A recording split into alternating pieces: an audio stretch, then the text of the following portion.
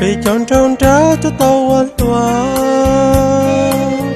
trong gạo li bê cho tao bị đua bị tao yếu chọn sang gạo mò bị chọn trong trái tao ăn thu cha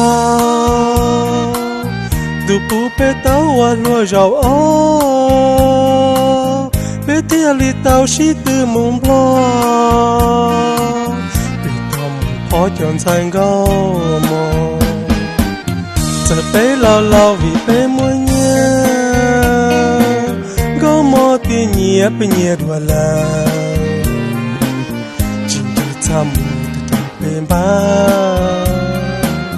cha luôn ngã cái từ bé đùa nhẹ dịp chính do cô xí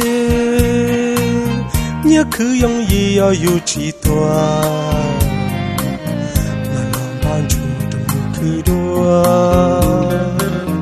nhớ rong chỉ tua li tông gấu mò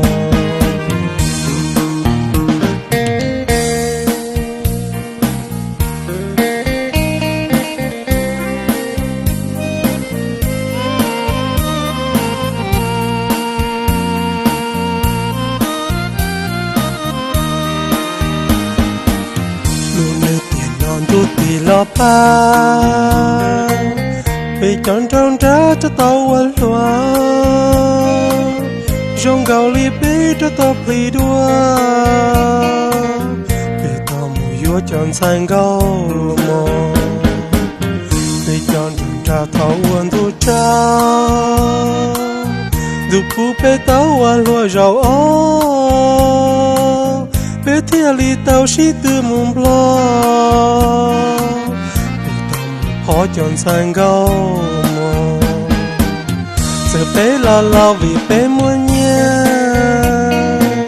gấu mò tiền nhẹ bé nhẹ đùa là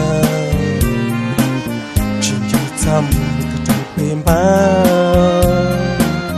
cha luôn ngã cái bé đùa nhẹ dịp chính do cô xí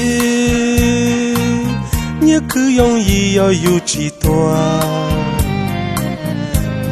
ban chú trong cứ đua